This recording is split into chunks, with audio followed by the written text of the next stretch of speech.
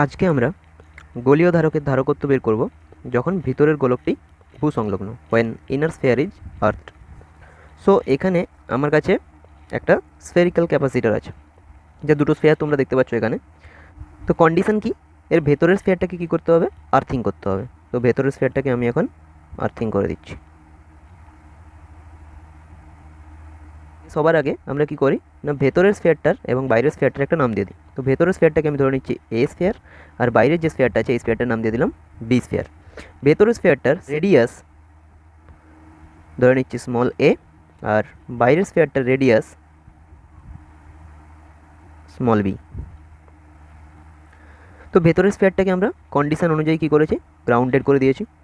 আর বাইরের স্ফেয়ারটাতে কী করব, plus Q charge provide করব। তো বাইরের স্ফেয়ারটাতে আমরা প্লাস কিউ পরিমাণ চার্জ দিয়ে দিয়েছি। এখন দেখো, আমরা জানি গ্রাউন্ডের যে পোটেনশিয়াল হয়, অর্থাৎ পোটেনশিয়াল অফ আর্থ, সেটা কী হয়, জিরো হয়।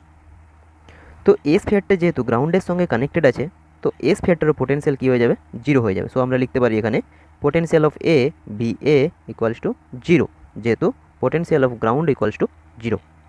এখন দেখো, বি স্ফেয়ারটাতে যে প্লাস কিউ পরিমাণ চার্জ দিয়েছি, তার ফলে এ স্ফেয়ারে কি কিছু পরিমাণ চার্জ আসবে বা আবিষ্ট হবে। ধরে নিচ্ছি ভেতরের স্ফেয়ারটাতে ধরি এ গোলকে আবিষ্ট আধান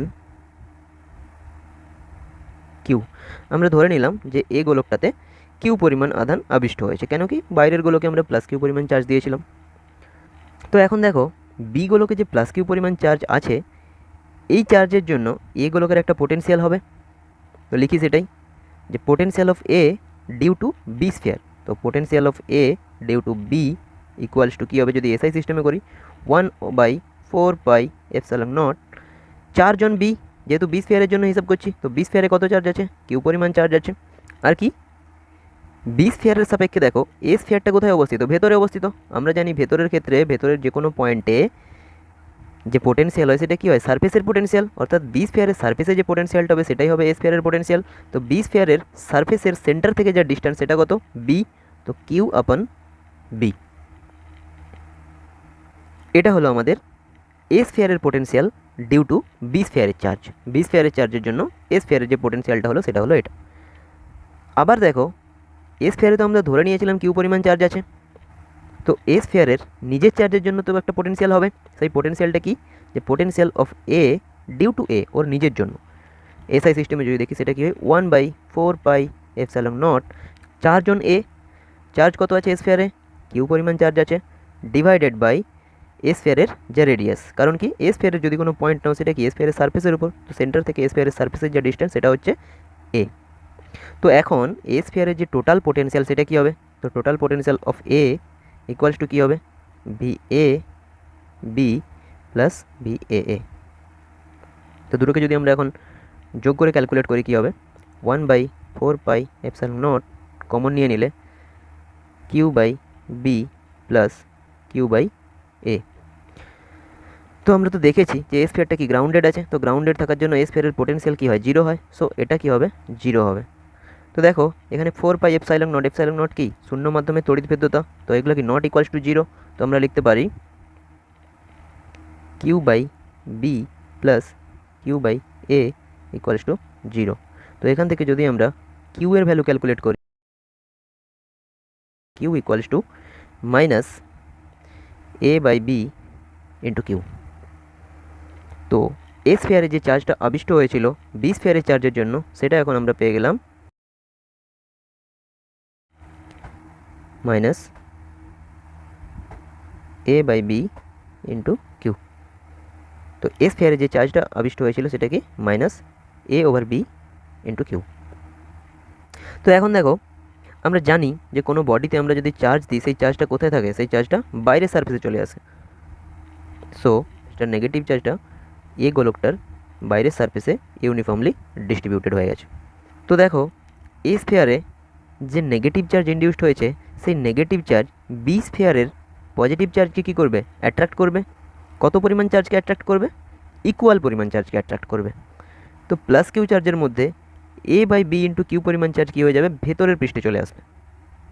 দেখো এই negative A by B into Q পরিমাণ চার্জ বি স্ফিয়ারের সমান পরিমাণ চার্জকে কিন্তু নিজের দিকে অ্যাট্রাক্ট করবে। তো সেজন্য A by B into Q পরিমাণ পজিটিভ চার্জ বি স্ফিয়ারের ইনার সারফেসে চলে আসবে।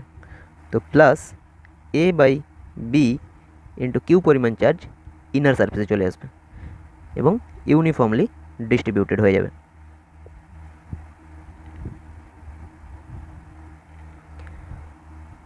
বাকি যে চার্জটা থাকলো সেটা কত? কিউ, টোটাল চার্জ ছিল Q minus A by B into Q. এই চার্জটা বাইরেই থেকে যাবে, বাইরের সারফেসে এই চার্জটা থেকে যাবে এবং অবভিয়াসলি ইউনিফর্মলি ডিস্ট্রিবিউটেডই থাকবে। তো এখন আমরা এই স্ফিয়ারটার ক্যাপাসিট্যান্স বা ধারকত্ব হিসাব করব। যে আমরা জানি যে capacitance C equals to charge given, যেটা পজিটিভ চার্জ আমরা দিয়েছিলাম, ডিভাইডেড বাই পোটেনশিয়াল ডিফারেন্স। এটা হচ্ছে গিভেন চার্জ আর এটা হচ্ছে potential difference of A sphere and B sphere. তো এটাকে আমরা লিখতে পারি Q divided by VB minus VA. তো তোমরা ভিএ মাইনাস ভিবিও করতে পারো, কারণ এখানে আমি ভিবি মাইনাস ভিএ কেন করেছি তার কারণ ভিএ ইকুয়ালস টু 0। তো যেহেতু ভিএ ইকুয়ালস টু 0, তো এটাকে আমরা লিখতে পারি C equals to Q divided by VB, অর্থাৎ পোটেনশিয়াল অফ বি ফ্ল্যাট বা বি স্ফিয়ারের পোটেনশিয়ালটা এখানে বসালেই আমরা ক্যাপাসিট্যান্স পেয়ে যাব। তো পোটেনশিয়াল অফ বি স্ফিয়ার কী হবে? তো পোটেনশিয়াল অফ বি ভিবি দুটো চার্জের জন্য হবে। দেখো এ স্ফিয়ারের চার্জের জন্য বি স্ফিয়ারে একটা পোটেনশিয়াল হবে, আর বি স্ফিয়ারের নিজের যে চার্জটা আছে প্লাস কিউ চার্জ, সেই প্লাস কিউ পরিমাণ চার্জের জন্য কিন্তু বি স্ফিয়ারের একটা পোটেনশিয়াল হবে। তো আমরা এটাকে লিখতে পারি potential of B due to A plus potential of B due to B, অর্থাৎ নিজের জন্য, ইকুয়ালস টু, তো potential of B due to A অর্থাৎ এ স্ফিয়ারের জন্য বি স্ফিয়ারের পোটেনশিয়াল কত হবে? এসআই সিস্টেমে যদি দেখি 1/4πε0, চার্জ অন এ, চার্জ কত আছে?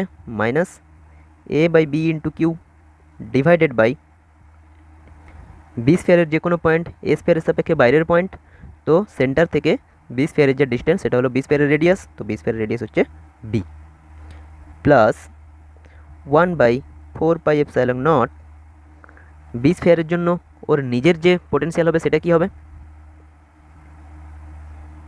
চার্জ অন বি স্ফিয়ার, দেখো টোটাল চার্জ, এই চার্জ আর এই চার্জ দুটো মিলিয়ে টোটাল চার্জ কত? Plus Q charge divided by B স্ফিয়ারের যে কোনো পয়েন্ট, বি স্ফিয়ারের নিজের জন্য কি? সারফেসে, তো সারফেসের পয়েন্টের জন্য ওর যে রেডিয়াস হয় সেটাই বি। তো এখন এটাকে আমরা ক্যালকুলেট করলে পাবো কিউ বাই 4πε0, যদি এখান থেকে কমন নিই তো এখানে আমরা কি পাচ্ছি? Minus A by B square plus 1/b। So এটাকে আমরা লিখতে পারি Q by 4πε0 B square minus A plus B. So এটাকে আমরা লিখতে পারি Q by 4πε0 B minus A divided by B square. এটা হলো আমাদের পোটেনশিয়াল অফ বি। তো এই পোটেনশিয়াল অফ বি যদি আমরা এখানে বসে তাহলে আমরা ক্যাপাসিট্যান্স পেয়ে যাব। সো এটাই হচ্ছে কি সি ইকুয়ালস টু হয়ে যাবে Q divided by potential of B, Q by 4πε0 B minus A divided by B square. Q Q কেটে গেল, তো থাকলো 4πε0 B square divided by B minus A. এটাই হলো আমাদের স্ফেরিক্যাল ক্যাপাসিটরের ক্যাপাসিট্যান্স যখন ইনার স্পেয়ারটা গ্রাউন্ডেড থাকে।